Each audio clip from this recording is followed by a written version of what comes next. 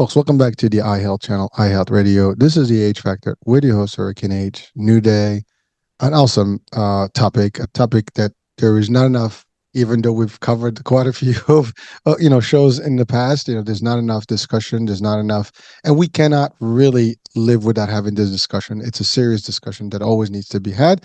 And I think it's important that, we learn from different folks and different angles and different advocates that are out there. And today, my guest is a special guest because this is her world. She lives in this particular mental health advocacy, specifically touching on suicide.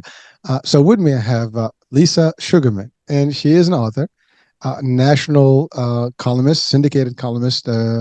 She writes, and she's a 3-time survivor of suicide loss, and we're going to talk about that. She's also a counselor at the Trevor Project and the storyteller and a mental health advocate. So quite a bit there.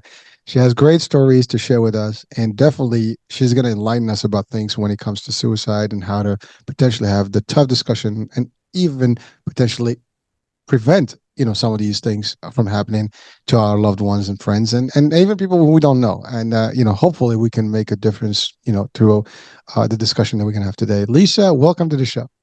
Thank you so much. I'm so glad to be here. I appreciate it. Oh, it's a true pleasure. And like I said, you do a lot of stuff. And again, my little intro is not enough. It's never enough. So let's talk about Lisa, the work you do, but then also the story, why you got into what you're doing today.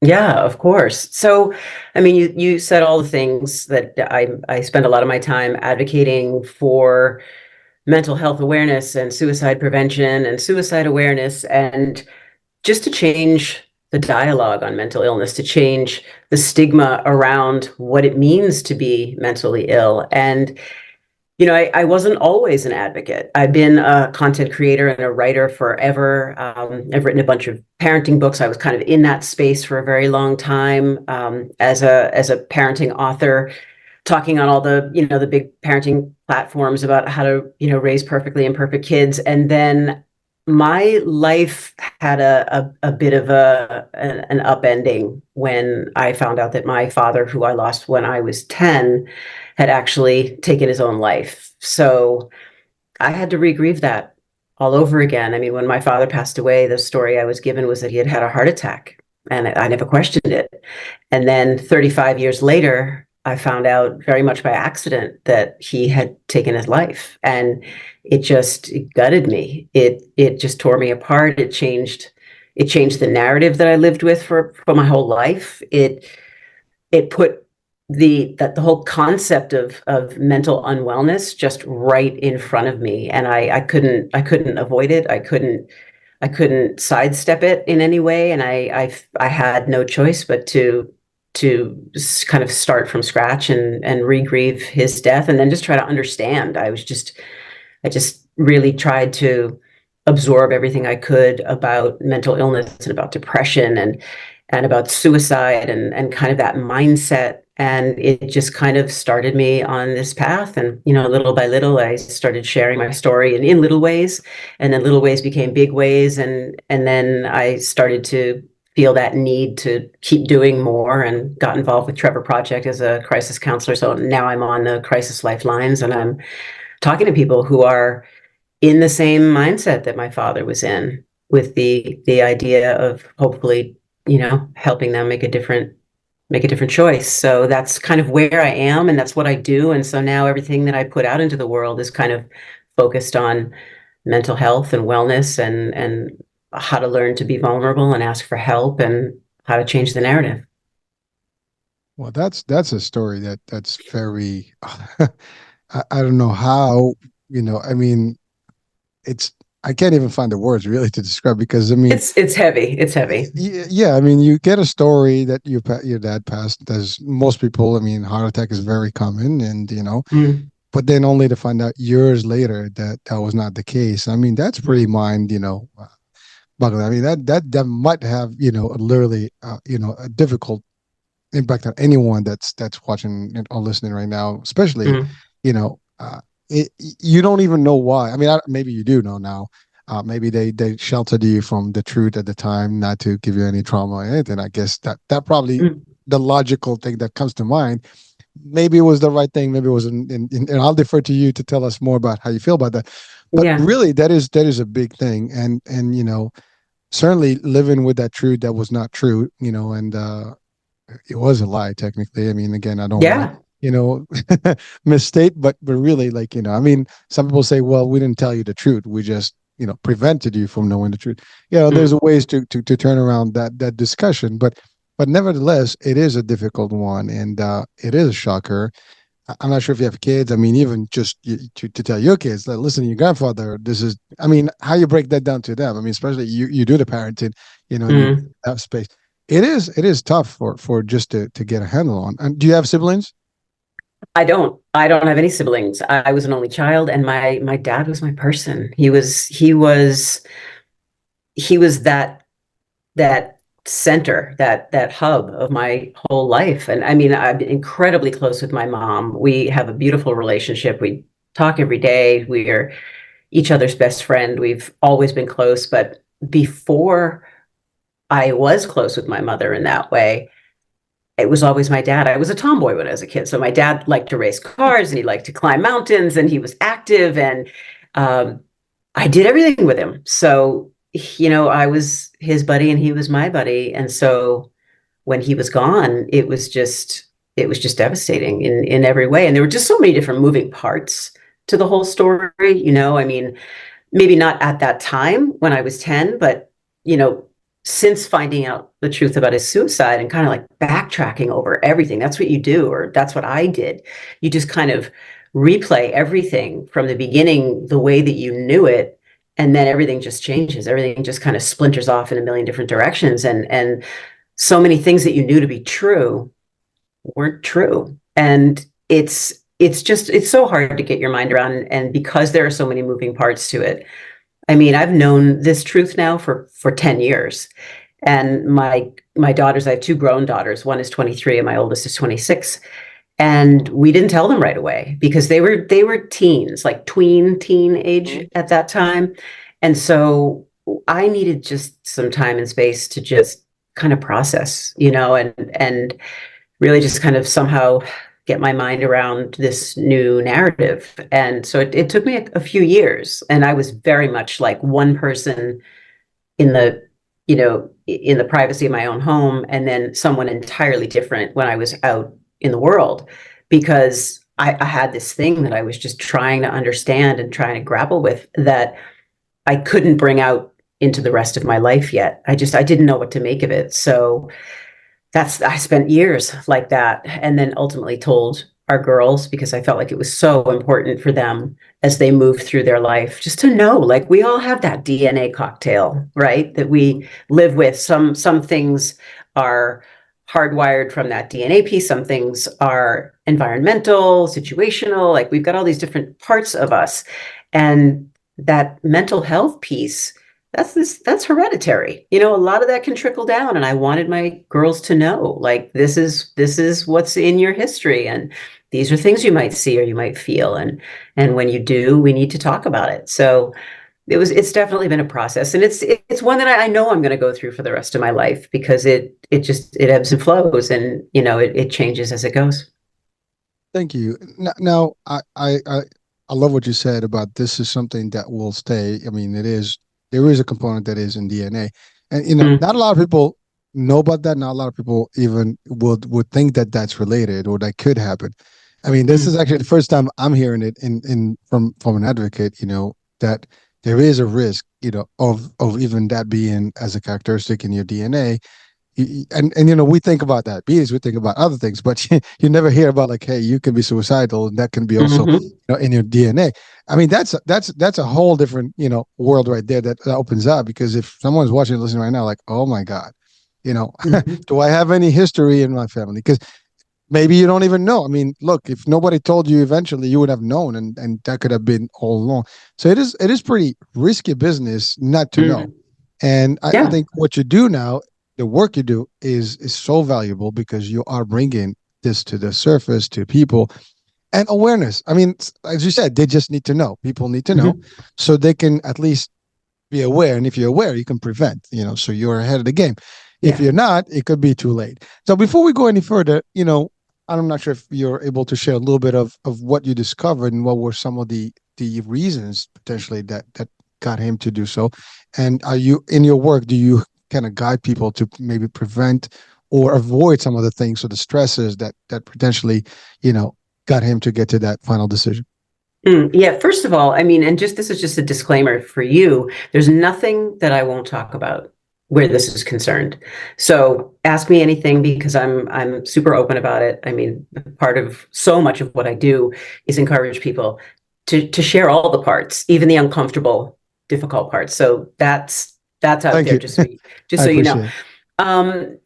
It's hard to say because you got to keep in mind that my dad passed away in 1978. And you think about that time period, right? That time period was such a funky time in our collective history. I mean, people were not talking about mental illness. People were not talking about seeing therapists. People were not talking about being medicated. People weren't talking about their unwellness.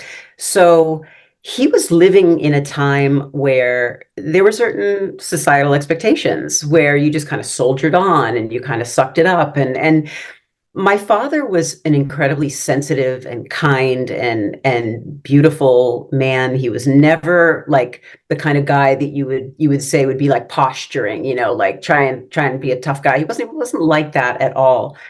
But we didn't know that he was suffering. So we really don't know the full why. And that's something I struggle with. That's something I live with. I went back into therapy about a year and a half ago for myself. And it was one of the most beautiful things I've ever gifted myself, was going back in to therapy. And one of the things that I really have a tough time with is just fully understanding the why. I mean, my dad did leave a note. It was very, very brief. It was more just I'm sorry and I can't go on and I love you. And there were no details. It was simply that. So, we know that he was under a lot of stress. He had a full-time job. He was a busy guy. We live just north of Boston. So my dad would commute into the city every day. He had this big full-time job. And then he also took over my grandparents' real estate business. So he had two full-time jobs. And he came from a family. Look, my dad's nickname growing up was the Unwanted. So, I mean, you don't even need to really go beyond that one fact to understand that my dad came from a really challenging family. They were not a loving family, not a supportive family, not even very very kind, unfortunately. It's hard for me to say it because it's hard to acknowledge that, but it's the truth. And it had a huge impact on my dad. So we know that a lot of the stress that he felt came from there. Beyond that, we don't know. So as far as the work that I do now, I mean, that's why I became a crisis counselor, because, I can advocate all day long. I can write books, or I can have conversations like this with you, and write newspaper columns all day long. But there's something very different about being on the phone, being at that grassroots level, taking the call from the person who is at imminent risk. Like, they have started the process and they're struggling and they don't know how to stop it and they don't know what their other options are. I knew that even if I had the opportunity to change someone's mindset, one person, just one person, that would be it for me. Like, that would be the end game for me, is to know that I could help one person. And then you do that, and then you just want to keep helping someone. You just want to keep that momentum going and keep that dialogue open and keep answering the phone calls. And that's what I've been doing. And we don't try and stop someone, in the sense that it's not my job. I'm not a clinician. I'm not a trained therapist.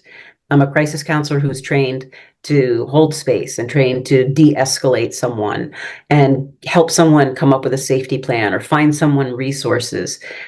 And a lot of the time I just spend listening to people on the phone. And every time I answer the phone, I think about my dad. And every time I get off a call and it's a successful call where someone feels more grounded or feels centered, or they're no longer suicidal. That's it for me. That's the end game for me. Wow. Well, we're gonna go deeper there because I need to Yeah. learn more about the work you do. But so you talked about maybe not understanding exactly what happened, but definitely you do have the proof that it happened. But you talked about a couple of things that can probably be triggers to many people watching and listening right now. They might not even know about it, or because that's the thing. Like you don't never know. I mean, I'm talking to you. I don't know how I can behave any given moment because life happens, right? And Yeah. that's a challenge, Nick, because we all have moments of weakness. We all get through, life, and life can throw quite a few heavy punches at us all the time. And I don't think there is anyone who can deny that or say that, oh, my life is peachy. I'm good. Listen, I'm a very positive person, and believe me, there are times where life can put a ton on you, and you feel that weight, and it's just how you deal with it. Sometimes it's whether some people are religious, some people are spiritual, some people they're just like determined. Nothing phases me. But at the end of the day, there's still a threshold. There's a limit to any one of us, out there. No matter who and what you think and how strong you think you are, you'll get through a moment where you're gonna get a weakness more point. And that's where it becomes very dicey. But in the keywords you said is that he was working full time. He had another job. And by the way, that's the case of a lot of people today. More than ever, people are doing double jobs, triple jobs, and it's been going for decades. And now with everything that's going on, last at least 4 years since the pandemic and on, it's gotten worse. People are just coming out of stress, and it's starting at a younger age now. It's not even, an older age. It's from teenage to and I kind of mentioned this previous to the show. I've lost a couple of cousins myself, when I was younger. And like last year and a half ago, my son's, friend, took his own life. So and I'm so sorry. this is a 15-year-old kid, so it's not even like, this is someone that is had all the life ahead of them. And I use this example not so much. I mean, I obviously I feel bad for his his parents and what happened, but the idea is that hopefully some other, parents and families watching and listening, they can at least try to be closer, see and know what could be some of the triggers. And sometimes you don't even know the triggers, because that's the thing. People are not gonna talk, even today, you mentioned like in the 70s, it was taboo to even think about mental health, right? It is still the case now. The difference is there's more of an open mind to podcasts and to shows. And I mean, we do have, like I do have a monthly show with a world-renowned psychiatrist, and we cover questions from people that actually ask questions about mental health and how things they can handle certain situations. But this is a serious matter that is affecting everybody around the world. It's not there's no gender to this, there's no race to this, or ethnicity or nationality or everybody is definitely potentially in a point or another can get into this stuff. And even from a religious aspect, if you talk to someone religious, they're going to tell you, oh, there's evil, and evil can drive bad negative energy. If those that are spiritual, they can tell you negative energy. We know it exists, and we have to be a little bit mindful about it and understand that no matter what, there is a light, at the end of the tunnel. There's better life. We have to keep people hope. And I think hope is a great thing to have, to hang on to. Hopefully, we get through this life without making a decision that is irreversible. I mean, that's the ultimate, not now that I said that, those are things that you talked about, but this is stuff that you talk to people every day. Now again, thank you for clarifying. You're a crisis counselor. I didn't I think I mentioned that in the beginning, but I didn't quite, fully understood what it took to be one. But really, so you actually, is that the 988, like it's linked to the 98 exchange or? Yeah, well, this is the Trevor Project. So the Trevor Project is the country's largest LGBTQ resource. It's a crisis support resource hotline for at-risk LGBTQ youth ages 13 to 24. I mean, that's our primary demographic. We'll answer calls from anyone. We do get calls from people who are out of the demographic in terms of age, or maybe they're calling from out of the country because it's so easy nowadays to call from anywhere in the world. So we do get calls from all over, but our primary demographic are those youth up to 24 years old. And the Trevor Project is its own 800 number, but we also do get 988 calls that are filtered in for sure. Yeah, we get like an overflow of those as well. So there's definitely a double dip there. Well, thank you. I mean, again, I just, I always try to give the access to that number to people, and hopefully people know that it exists. I mean, we need to know. It's like 911. That's like your next one. I mean, that's before 911. Hopefully, yeah, because 911 will be too late, right? We want 988. At least someone needs that. But obviously, depending in this case, you have a particular demographic that you dedicate to help and assist to prevent. Now, is there anything particular that you find from the demographic versus the other groups or the other, I guess, calls?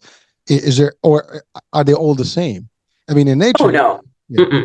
No, they're all different. I mean, there are definitely buckets of issues that we see more often than others. Like it's an LGBTQ focused service, so you've got a lot of people out there who are struggling with gender or with sexuality, or they're coming out and they're afraid their family is going to alienate them. God, we have everything from abuse to obviously suicidal behavior, homicidal behavior, homelessness, job insecurity. We have a lot of people who we call familiar voices, who are people, they're just calling every day because they don't have anyone in their life. They don't have a support system. They don't have a family necessarily, or that friend community that they can draw on. So they call us to be able to have someone to check in on. And so we hear everything from all walks of life, all types of issues, and they aren't all just people calling at higher imminent risk or harming themselves. It's people who are just lonely or isolated or frustrated, and that's okay because we're there to listen to them, just like anybody else. Again, I'm assuming that that's the first step. If they can't talk to anyone, then those ideologies are gonna get in and they sink in. So the idea is that as long as they can talk to someone, you can diffuse any of those thoughts and hopefully eliminate them, and basically disengage that thought process that it's unbelievable. I mean, it hearing it. I mean, I'm sure your work is just like at the end of the day, you go home very, it's I don't know. You gotta need some sort of a what do you call it, stress relief Stress, process. yeah. I mean that's one of the things that is super important, that anybody who's in that mental health profession, whether you're a doctor, whether you're a nurse, whether you're any kind of a caregiver or a crisis counselor or a therapist, like you are taking it all in, and you're doing all the space holding, and you're doing all the helping and the emotional support,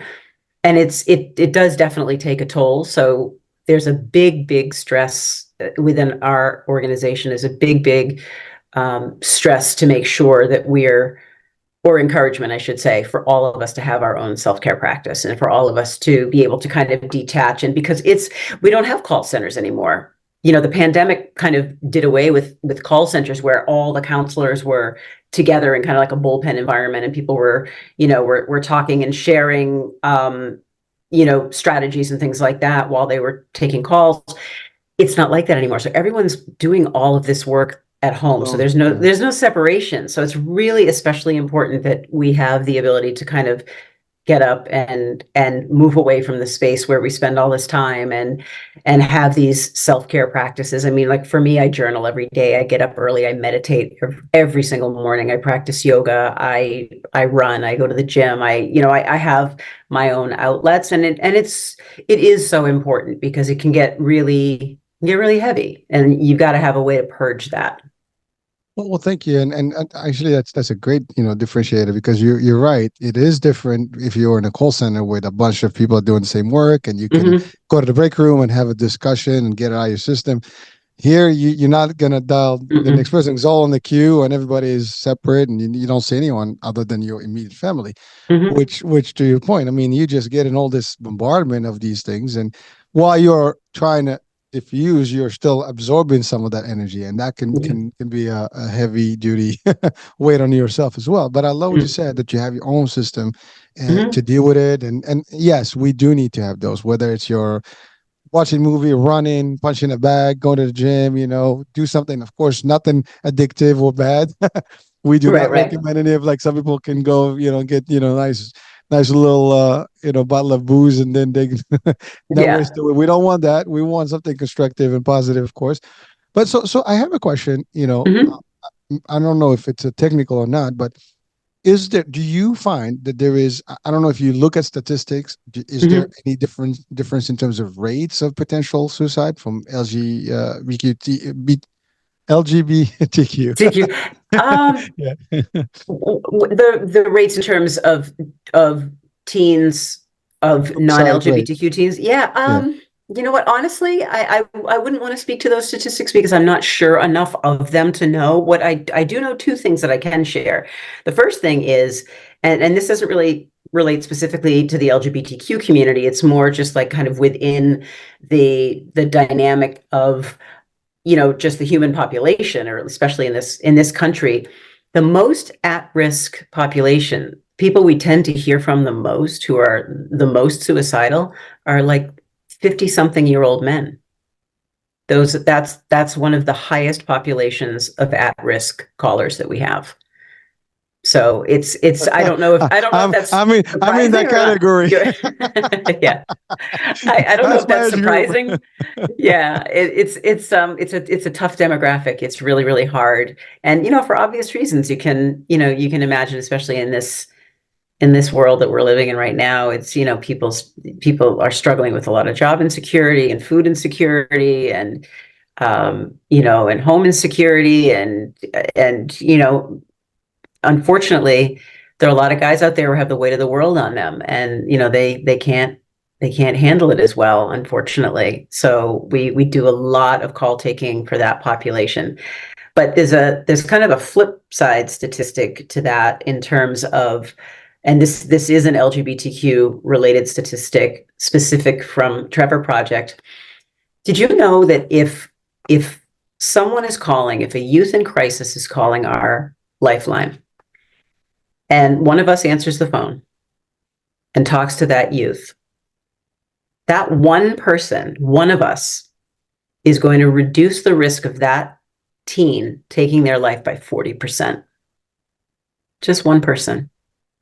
And it doesn't necessarily have to be one of us here on the crisis line. It could be you taking the call from one of your kids' friends, or they stop by the house and they're in a bad state of mind, and you're talking to them. One person to connect with can change that person's trajectory by 40%. One call is 40%. You get a couple, you're done. Yeah. You're 100% almost there. Three calls, you're ahead of the game. But Hmm. but that shows how important talking is to Hmm. someone. I think that's the whole thing. It's like, if you keep everything inside, it's like a volcano, eventually going to erupt and boom. But Yeah. if you let the flow out, and you can share with the people, I think that's, by the way, that statistic. Thank you for breaking the differentiation between the statistics, but I Mhm. think that will apply even to non-LGBTQ, because I think Yeah. that's everybody that would probably have an ability to talk to someone. That's what Hmm. therapy and mental health and visit, getting some support system is important. Will make a difference in anybody's life. But you're right. Hmm. You talk about the age group of the 50, and I can relate to that. Yeah. Because here's the thing: you've worked about 30 years in your life, and Hmm. sometimes shit happens. Life can throw in a Yeah. very, very nice twist at that point, and now you're like, your health is not as it used to be in the early days. Hmm. You maybe, that's the other one. There's still, believe it or not, there is still an age limitation at work. Because Yeah. as you get up in age, people may not want to have you. Either you have too much Hmm. baggage, or you're just too old. For them, they might not tell you that, but there is some level of filtration there that happens.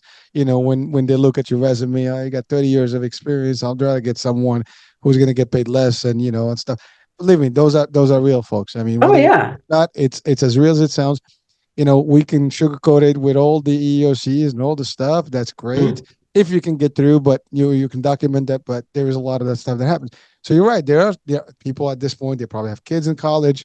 Mm-hmm. Got all the finances, the mortgages, as you said, we have inflation now. Every single thing can get to a point where you get to a point like, I can't do this anymore. And again, I mean, it's going to sound as sad as this, but sometimes, people would, you would think that I got to get out of here somehow. Now, Yeah. if you can't get out of here, any other way, maybe that's what you would think about at that point. Is like, you know what, I just don't want to be part of it.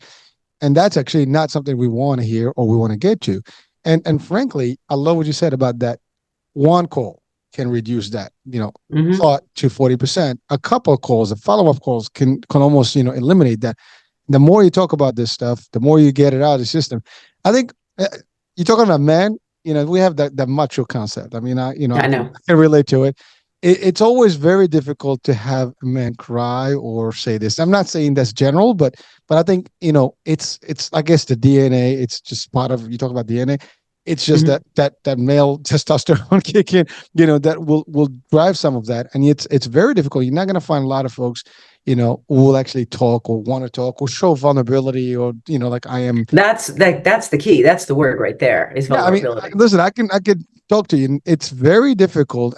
Listen, I can speak from my own. It is difficult to actually just go to someone and say, I'm having a bad time. I'm tired. You Mm-hmm. just want to duke it out. You want to make it happen, and you face it. And sometimes it gets very difficult. Listen, I've gone through it. I know how it feels, and it's difficult to actually go through sometimes, unless you have somebody that's side by side to help you, and you talk to Yeah. someone, and you support each other. And I think that's the problem. Sometimes you have no. When I asked you about, do you have any siblings? Because that's a little bit more, you share that responsibility, or at least the news together, and you kind of help each other. But when you're solo, I am a lonely child too, so I can relate to Oh, not really? having. Yeah, I have no brothers sisters, so I can tell you it's very difficult. There's no one to Mhm. talk to, Yeah. and so a lot of times you talk to yourself. Now, luckily, I have a great wife that actually we're close, and everything. I talk to her, she talks to me, so that's my, like, if I'm not feeling right, I just talk to her, and so on and so forth. So it helps. Mhm. But you're right. Some people don't have that ability, Yeah. they don't have someone. And so they just find themselves talking to themselves. And again, we got that whole, saboteur voice inside that says all the Mm-hmm. bad things, like, you know what the hell, and that's not a good thing. But so we want to encourage people to actually make a call, see someone, talk to Mm-hmm. someone. Don't have, and that, by the way, from the shows that I've done and the discussions I've had, that's a very common theme, which usually people don't have anybody, they don't talk, and then they wind up making those decisions. Now, you and I, Right. we had a brief discussion before when I used the word commit suicide, so let's talk Yeah. about that, because I know that that's what we refer to, someone committed suicide. Mm-hmm. Let's talk about what is a better way to rephrase that. Well, so let's break it down. Let's talk Yeah. about Mhm. the terminology, the word choice in general. And look, you're not saying anything that hasn't been said for decades, right? I mean, that's what we're taught to say. That's how we've been taught to say it. But what's ended up happening is that, society evolves, we grow, we understand, we rethink things, we reprocess things, and we reevaluate things. And the mental health community as a whole has kind of reevaluated the word committed. And when you break that word down and you think about it, and you put it in a different context, right? You say the word committed, what do you think of? You think of, maybe I committed a sin, maybe I committed a crime, or maybe I committed infidelity, The or negative. it's a negative connotation. Yeah. And because of that, it automatically spins that act from one thing, which may be completely innocuous and harmless. A person could have been just mentally ill and incapable of managing their own behaviors, and they made this terrible choice. But it wasn't because they were a bad person. It wasn't because they committed a crime. It was because they were mentally ill, right? You would never fault somebody for having a heart attack. We shouldn't fault somebody for being mentally ill either. But when you use the word committed, you're automatically attaching this negative connotation to it. And right now in this world, word choice matters. So we also, when we say that, it somehow discredits the person too. It almost invalidates that person because it makes them seem like something they're not. And so when we change out that word and we swap it out, instead of saying committed, we say they died by suicide, or they ended their life, or they took their own life. Like, that's a very different connotation. There's no blame attached to that. There's no negativity attached to that. It's true in a fact, right? Mm-hmm. And so now there is this movement within the mental health industry and community as a whole to just really get people to understand why we have to change that language. Because, if we're trying to change public perception on what it means to be mentally ill, and we're trying to destigmatize it all, and we're trying to move mental illness into the mainstream where it should be, right alongside everything else that we deal with, then we have to start by the way that we talk about it. And the way that we talk about it is negative when we use that word. So that's why we don't use it anymore. Well, thank you. And I think that for anyone watching or listening, I mean, I think we ought to adopt a different way of stating it. And then you're right. When you use the word commit, it's, especially, in the context, committed robbery, Mm-hmm. committed crime, committed Yep. suicide, committed this, it does give you that negative, a bad picture, and so it's the stigma to it. And as you said, I mean, there's no reason. First of all, if the person's already took their life, we shouldn't, take it any further than that. I mean, like you said, you stated the fact, but we want to prevent that from happening. So now a question for you. By the way, I do love what you said about we don't blame people for having a heart problem or any other disease or illness. Yet we look at someone with mental like they're responsible. Now, really, technically, we all can be subjected to some level of mental health at any given point in our lives, because we are, we have too many stresses around us and triggers every single day, from street, noise to pollution to food we eat to the noise to what we're subjected on TV and everything. I mean, everything is around us: the work, the load, the family, the bills. Every single thing can be an actual added, pressure. And again, like everything else, you put too much pressure, something blows, and we don't want that. So now the question to you is, do you see in the work you do that maybe some folks with potentially a level of addiction have a higher, potential? Or, I mean, do you even find out that there is some sort of an addiction in the play, or it doesn't matter whether they are on some level of drugs or something? Because maybe that's another thing that could be like when someone gets into a stress point and they start having some use of some level, whether alcohol or drugs or even smoking stuff, it can get them to that point where they're not really 100 lucid. And so they might be, it makes it easier for them to decide, to take life, right? As opposed to if you were complete, in your state of mind that is solid, then you would know better. You can make the determination differently. I mean, is there something in there in your work, at least, that you see? Yeah, I mean, I wouldn't necessarily say that there's anything that I see directly. I mean, there are definitely people who will call in and they're in an altered state, and we know it and we can tell, and it definitely has a significant impact on what they're saying and how they're saying it, and maybe what they're threatening to do. Maybe it's it's just making it easier for them to kind of go down the rabbit hole that they're already going down. I mean, I think that unfortunately, and here's the thing about mental illness is a bitch. It's a sneaky little bitch. And it just is, it's so distorting, and it's so unkind, and it lies to us, and it doesn't make a difference. It doesn't make a difference who you are.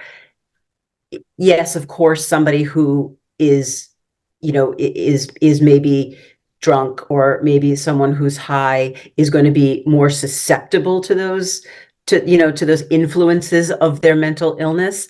But I mean, at the end of the day, it's the mental illness itself that takes over. And one thing I think that's really important, and I end up having this part of the conversation often with people, in the context of like someone who decides that they need to take their life because there's something that they need to get away from. It's never that they want to get away from their family. It's never that they want to get away from their friends or the people that they care about or their life. They're doing what they're doing because they just need the pain that they're in to stop. So that's what's corrupting them. And yeah, sure, things like, drugs and alcohol can certainly speed that along sometimes when they're already kind of on that path. But it's the illness itself that really is the thing that takes over in the end. Well, thank you. That's a big, clarifier there, because as you said, if anything, we want to tell these people, we want to help people to see what they're going to leave behind, all the beautiful, folks that are around, and things that they can look up, to, as opposed to, the alternative. But you're right. If they're in pain, I mean, think about just any other pain, right? You got a pain anywhere, you got a headache, you want to knock your head out, in the wall to get it real, right? So unless you take medicine, your head is, you got migraines, whatever. That's just a simple thing. I mean, listen, I can give you one example. About a year ago, I had a severe kidney stone, and I was I mean, it was just bad pain. I mean, you don't know what you did. There's nothing you can do about it. And if anyone who's experienced it, you will know what I'm talking about. It is a very brutal pain. And unless you go to the ER and they give you some level of a drug to just, subside a little bit the pain, and that's only temporary, and then you get back to that. It's very brutal. But imagine that. So you would do whatever. I mean, I can tell you the story. I said, you know what? I don't care. Just do surgery, do something, just take the damn thing. That's where I got to the point. I didn't care about money or insurance, whatever. And I was overseas, literally. I didn't even have, my regular stuff. I didn't care. But that's the thing. You get to a point where there's so much pain that you just want to stop it. And you're right. Mental health is, our brain is just another organ that needs, assistance in a lot of ways. And the mental aspect of it is even, more, because there's the brain, which is the actual, the physical piece of it. There's the mental status, which is also chemicals and stuff and all these things that are happening. And you're right, the ideologies, start getting in, and it's a lot easier to just kind of, but I think the work you do is listening to people. And I think one of the things that you probably, would recommend, if I'm mistaken, is that it's okay. Let's talk about it. And I think that's the thing. People need sometimes to hear that, they want to hear someone that's just on their side, as opposed to, obviously you don't agree to them to do that, but when they have a problem, you can kind of resonate with them a little bit. You can, have a little bit of empathy and understanding, and then you can deflect some of that. As you said, that's already 40%. If you can do better than that, and get them to maybe a therapist or someone that can actually, which is the other part. People may not want to go to that route because, as you said, people are going to look at you like, oh my God, you're saying this, you're doing this. Good example. I mean, I told you we have this show on a monthly basis. People would send the questions, but they would never come on the show. Only I've had a few people that actually called in, but for the most part, we give them even access. They can literally be on the show with us. But people are it's still that stigma, like, oh my God, I'm going to ask this question. Like, people are going to think that I'm, having a problem. There's nothing about it. I think we all should ask the questions, because it gives you at least the answers that you need. Maybe you can tweak a few things to help you deal with some situation. And what we forget that, one thing I love about that show is that the doctor breaks it down to the brain chemistry and where it's all happening, the front lobe and all these things that are happening, mechanically speaking and anatomically speaking inside our brains, things that, it's, you have no control over. These are that's it right there. We have no control over it. And the other thing that's so important within this conversation is thinking about the other fear that exists with people. People are afraid of that stigma for sure, but people are also terrified of what happens when they admit that they're not well.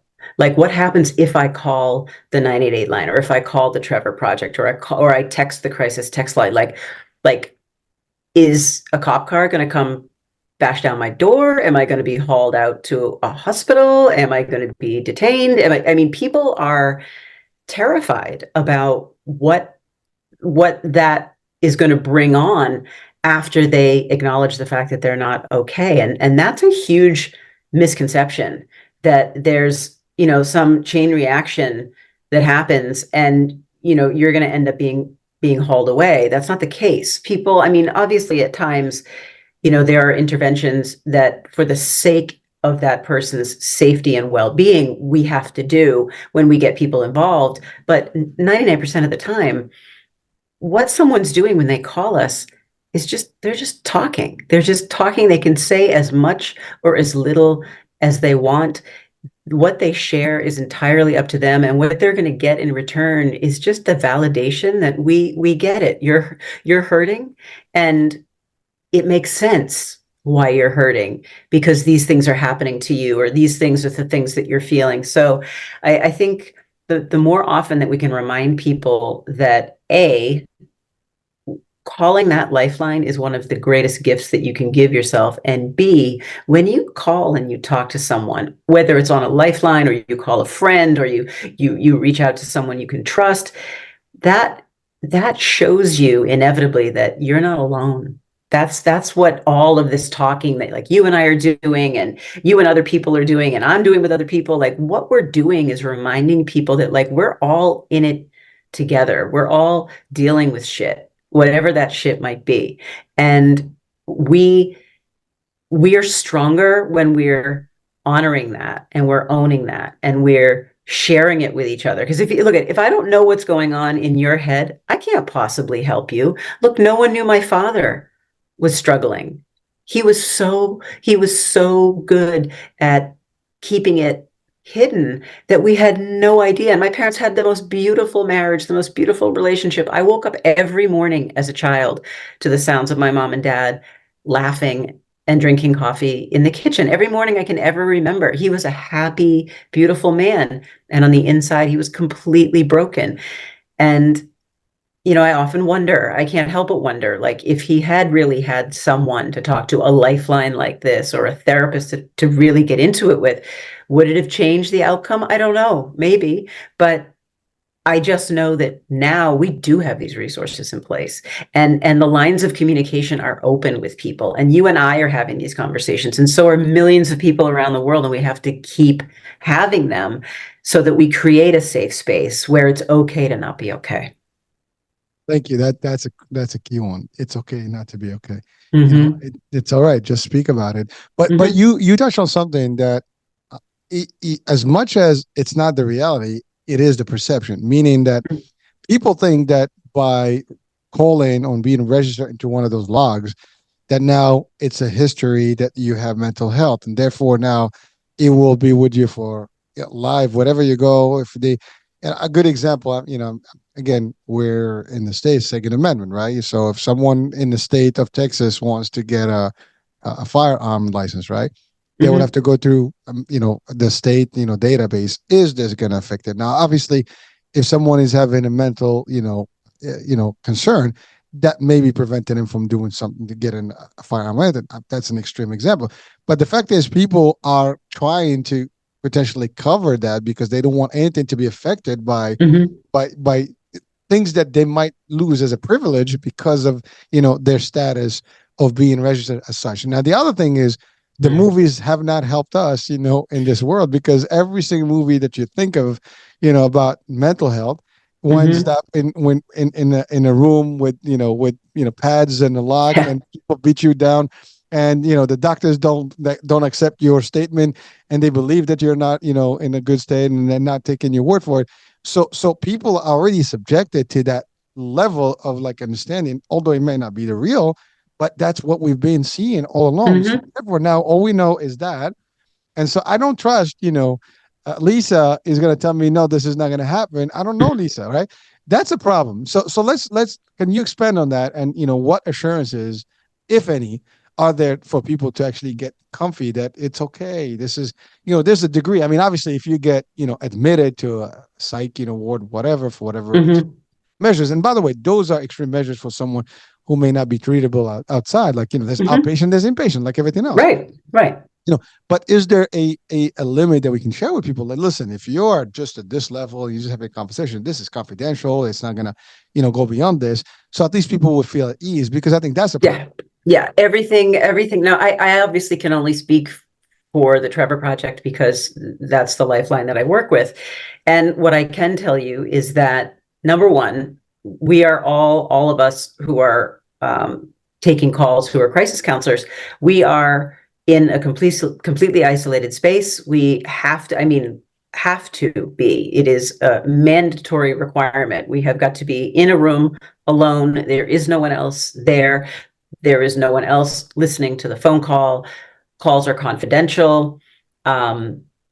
we are not giving out people's personal information. We're not, we're not subject to, police interrogations or medical interrogations. I mean, nothing like that is happening. I mean, the only times, like, as I said, that we would ever have to take steps to protect someone and have some kind of either an involuntary or a voluntary intervention is if someone's life is at imminent risk, and an attempt is being made and we've exhausted every other option of trying to de-escalate somebody's behavior. And that is the only time that we would ever have to get authorities, to you to protect you and keep you safe, because that's our only concern. Otherwise, what we talk about, number one, is the caller's agency, giving the caller who's calling us agency the entire time they're on the phone is our number one priority. We're not there to talk about ourselves. We're not there to share our own personal details. Everything about the call is about the caller and how they want that call to go, what they need, what they feel like they want to share, what they don't want to share. I mean, we do something called a risk assessment, which is it's very standard practice at Trevor Project and on all the other 988 style lifelines, where within the first 5 minutes, we're doing something called a risk assessment. And it can vary slightly from organization to organization, but the basis of it is within the first 5 minutes of the call, we need to know where you're at emotionally. We need to know, are you thinking of killing yourself? And so we ask people need to be prepared that when they call a lifeline like that, someone is going to ask them pretty quickly in the conversation, like, are you thinking of killing yourself? And that's the language that they're going to use. And that can really throw people, because that's a really tough question to be asked. But the reason why we're asking that is because we need to assess, like, we need to know, are you okay? And that's the only thing that we care about. And depending on how the caller answers that question, there's like a yes path and there's a no path. And if it's a no, we may ask you, have you ever thought about suicide before? And you might say, yeah, I did a couple months ago. I was in a bad place, and we'll talk that through a little bit, and then we continue on with our conversation. If it's a yes path, I'm going to ask you, have you done anything today to try and end your life? Do you have the means do you have a plan? Do you have those means? Where is it? Things like that. Like, so, it's kind of a chain reaction depending on how you answer it. But that's the kind of thing that people can be expecting.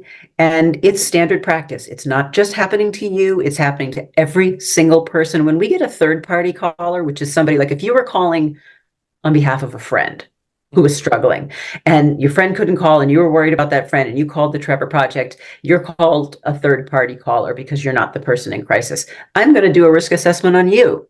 And then you're going to help me do one on the person you're calling for. So that's how thorough we need to be. We need to make sure you could be calling me as a parent looking for just information about the LGBTQ community in your area. I'm going to do a risk assessment on you. So that's just standard practice. Beyond that, people are not, if you're just having a conversation with us, people are not going to be banging down your door. We just want to be there to listen, and everything is completely confidential. Well, thank you. And I love the way I mean, obviously it's a system that is working and you guys are doing it, but I love that it's a direct question, because there's two things that I can see just from that question. If I'm really contemplating it, then now I'm going to start thinking about it, in a different way. Because sometimes it takes that word to really make you realize, oh my God, this is as serious as it gets now. Because now you're not playing around the bush here. You're straightforward. You're like, are you gonna kill yourself? Huh? I mean, I haven't got that far, right? So that's why I'm in my mind. I mean, right now when you said that, that's what went in my mind. It's like, if you ask me that question, I'm gonna think about it a little bit further. So maybe I can question my judgment at this point. But you're right. It's at least a way to determine. But I love the clarification that it stops there unless you are in imminent danger where you need to take action. At that point, right, what you're doing is saving a life. The rest of it is irrelevant, because that can happen and there's always a way around that as well. But you got to save that. Now that takes me to the question: have you ever had someone that was in imminent danger that you guys, or you or someone in the project, that you had to intervene and take care of and hopefully save the life?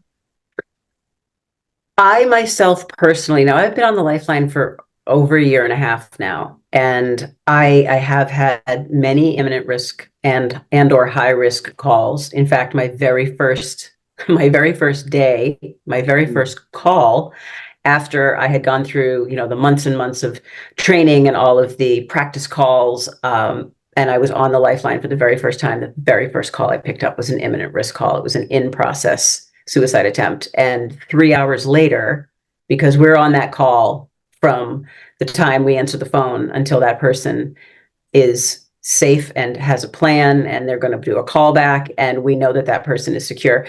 So I have had those calls. I have never personally had a call that required an intervention, but they happen from time to time. It's not something that happens on the regular, but it definitely does happen. It's just that particular thing has never happened to me. So just as curious, I mean, the work is awesome, right? So if someone wants to join, how does that work? I mean, because I'm sure there's someone that's like, I want to be part of this. I want to be able to help. I mean, is there an opening? Do you have to be in a particular area? Do you have to be have a certain degree? What's the requirements to be part of the counselor system? So in the context of the Trevor Project, it really there is no degree requirement in terms of you don't have to have a background in healthcare or in any kind of crisis counseling. I mean, they will train you according to their very, very proven and effective system of answering crisis calls. The way that you would approach it is to visit their website, which is the trevorproject.org, and you can click on, there are prompts. You click on, become a counselor, and you would submit your information. There's a form to fill out, and you're, of course, vetted. There's an incredible vetting system that happens. And then depending on whether or not they are kind of in a phase where they're looking to bring on and train more counselors. I know that, during the pandemic, everybody needed counselors and everybody was trying to be counselors. And so they actually had to put things on hold because they had such an influx of people who wanted to volunteer. And then they opened that up again. And I happened to kind of be in that cohort when it opened up again. So once they accept you into the program, then the whole thing is asynchronous. So it all happens at your own pace, relatively speaking, at your own pace. And it happens from home, but there's a lot of, connection with supervisors and other counselors and other peers and people who are also training. And it's probably about a 3 or 4 month, pretty intensive program where you're kind of passing each milestone in order to allow you to continue through the program. And then there are, you're doing training calls and sessions and all sorts of different kinds of training modules. And then eventually you have your training calls where you're kind of shadowed by a supervisor. You're facilitating the call, but you're shadowed by someone who's kind of in the system with you in case anything happens. And then eventually you progress to the end of the end of the cycle, and you're on your own. Well, listen, it sounds like, it's a pretty solid process. And I do have to say, I mean, you're in the business of saving lives, really, because that's what you're doing. You're you're working to make sure that the people, and from your answer, I mean, you guys are doing a terrific job, because it sounds like you take care of business, from start to finish until you get these people to a better place. Yeah. And therefore they're not anymore. And then there's a follow-up, as you said, which means that this is not ending at that end of the call. There's more to it. Now, do you also work referrals? Let's say if someone really needs help, to go to like a therapy or something, do you kind of facilitate that for them, or they have to do that on their own? I mean, we don't facilitate it in terms of making appointments for people, things like that. What we do is from time to time, we have a really, really extensive internal database of resources, resources and support. So while I'm on a call, I'm also on my desktop within kind of the Trevor Project's closed, private portal. And we've got different resources available that I can search kind of on the fly for different things. And then we've got supervisors who you're never alone. You're alone on the call, but there are always people on the internal network who you can say, I have someone who's looking for these resources in this area. This is their demographic, and this is what they're looking for. And then I'll have like 12 people at once, who are maybe not on calls, who are idle at that moment. They'll just start doing the digging for me, and everybody kind of collaborates and pitches in to find resources for people. So it's an incredibly collaborative environment. And so if we don't have the resource that somebody needs on hand, we have ways of sourcing it, which is great. So we're definitely there to point people in the right direction, but we always ask ahead of time if somebody is open to the idea. We're never just saying, here, listen, I'm going to give you this resource. It always has to be the caller's decision. Yes, I do want that help, or yes, I do want that resource or that suggestion. And once we've gotten the okay from that person, then we're happy to give them whatever the resources that they need. I mean, there are times that, we'll help people find therapists in their area, but it really is up to them to go ahead and make those calls and find that therapist on their own. Oh, wow. I mean, well, listen, I appreciate, you've given so much clarity about this process, and for people who need the resource and for people who want to be the resource. I mean, literally you have all the options. Now, again, it's only in the States, or, I guess the counselors are in the States, and you work only with folks in the United States, or like you said, you get calls, out of hockey. Yeah. I mean, the Trevor Project is designed to be used here within the United States, all of the United States. And we also do have a Trevor Project Mexico that started about 1.5 years ago. So that's the only other Trevor Project organization that exists outside of the US. But again, like you said, like we do occasionally, because the world we live in now, it's so easy for somebody in Europe to pick up the phone and to call. So we're never going to turn that person away, but the service is really intended to be used by people who are here in this country. So, but if somebody does call from out of the country, we'll always do what we can to help them find a resource that might be more, appropriate for them based on where they are and what they need. But there's now, quick question. I mean, yeah, is there, for someone that may think that, well, I don't want to call because I don't want to get billed or something, because that always comes out of my, I'm assuming the service is free to no cost to people when they're calling, right?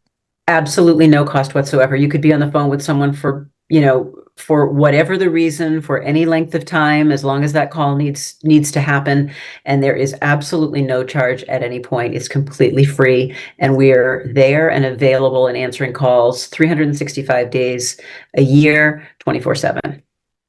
So it's literally there's access any given, and again, that's the key, folks. I mean, the idea is that there's always someone that's willing to listen, to help and assist, and that's really a great thing to know. And of course, that's our mission, is to make sure that people are aware and they have the resources that they need. Now, you also, I guess, a storyteller with the National Alliance of Mental Illness. What is that about?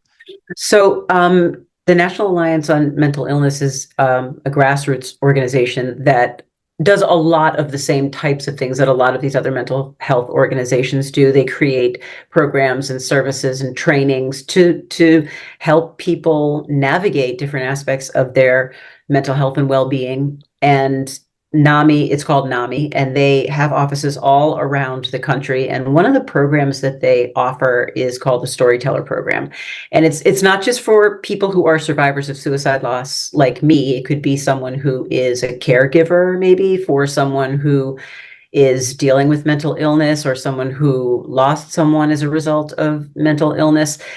So it's kind of a wide array of people that they have who go out and they talk within their communities. I live, I'm here in Boston, just north of Boston. So in Massachusetts, I go all over the state of Massachusetts and talk to different organizations. Could be schools, could be civic organizations, could be universities, and tell my story and encourage other people to share their own stories and their own experiences. And it really just, it creates a bridge for people to recognize that they're not the only one who might be dealing with the situation that they're dealing with. And it gives people hope that there's kind of an after, I mean, when you're in the thick of it, whatever it is that you're dealing with, it's so hard to see that you're not the only one dealing with it. It's so hard to imagine that there's a whole world of people out there who might be dealing with similar stuff.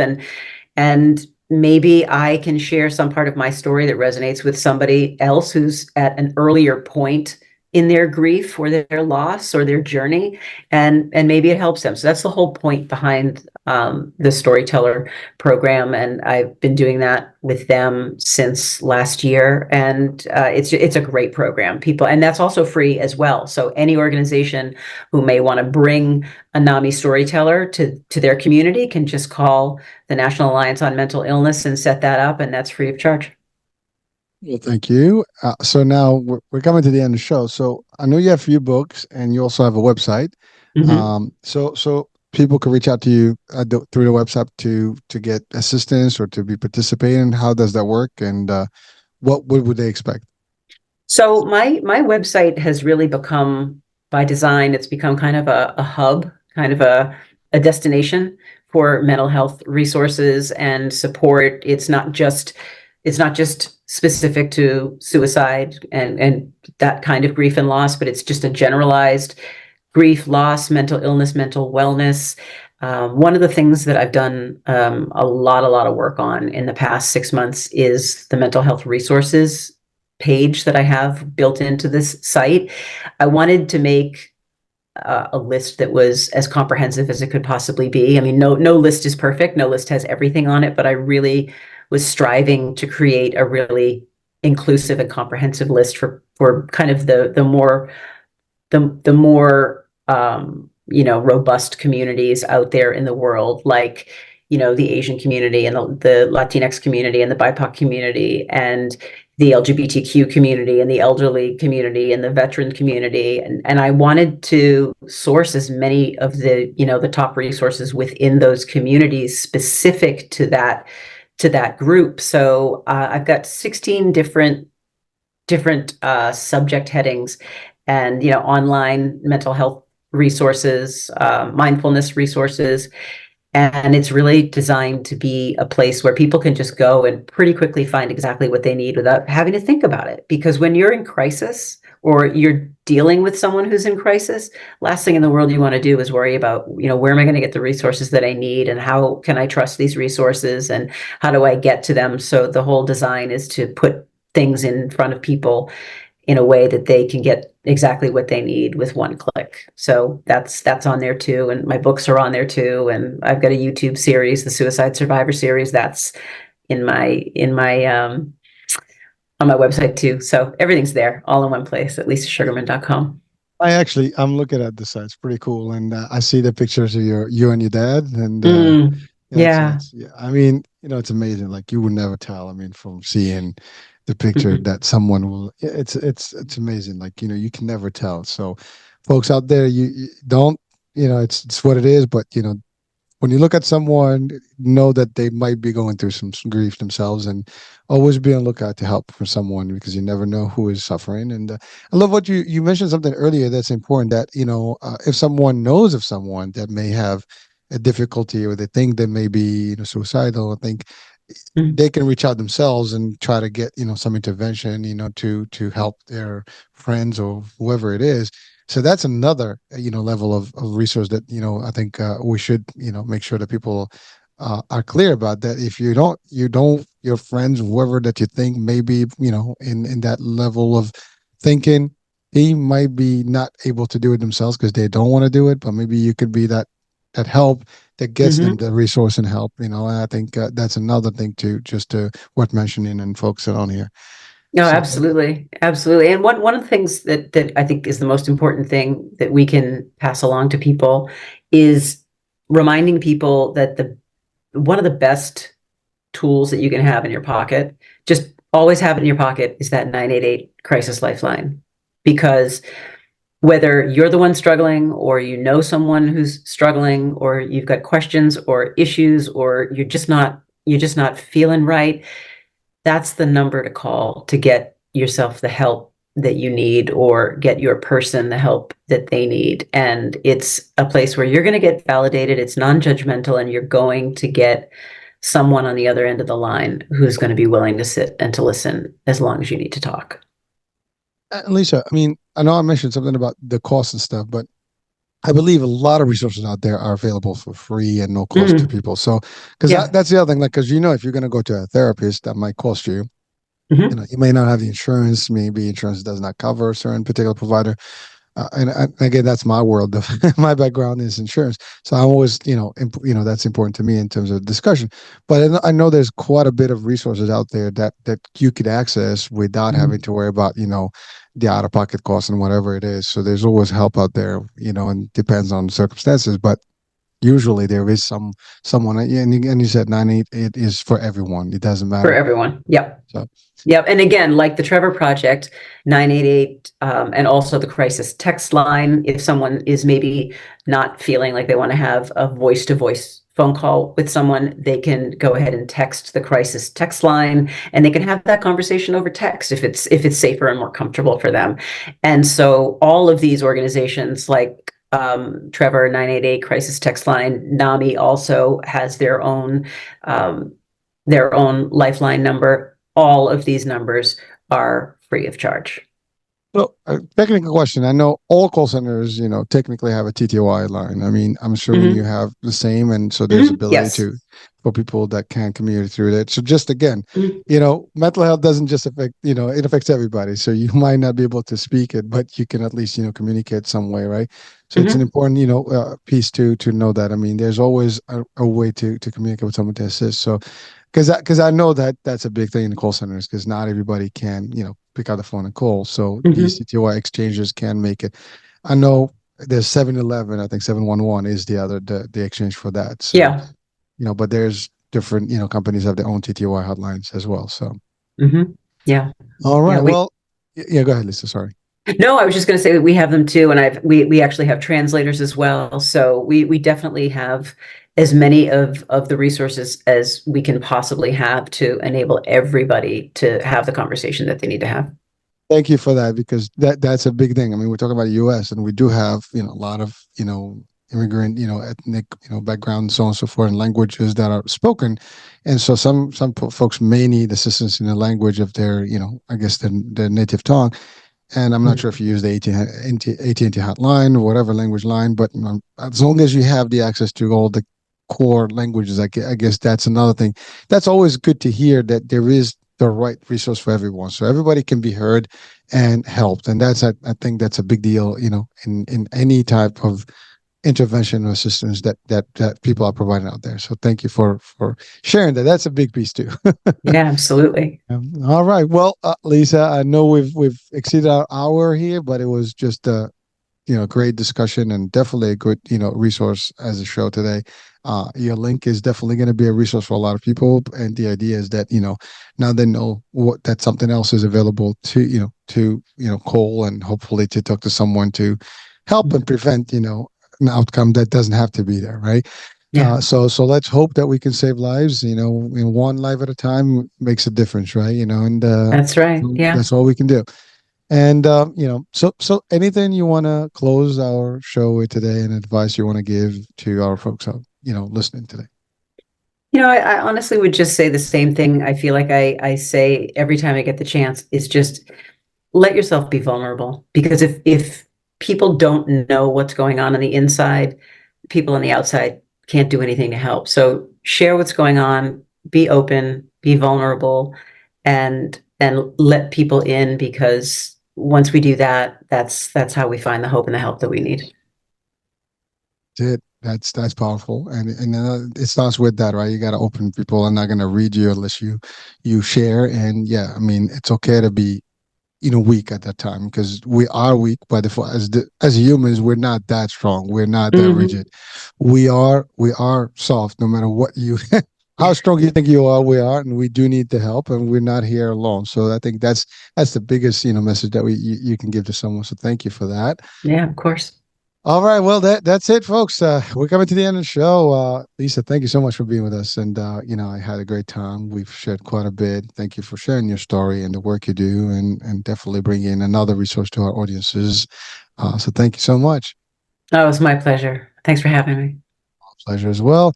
Well, that's it, folks. This is a wrap for today's show. We'll be talking soon. New day, new show, new topic. Hurricane H out. Bye.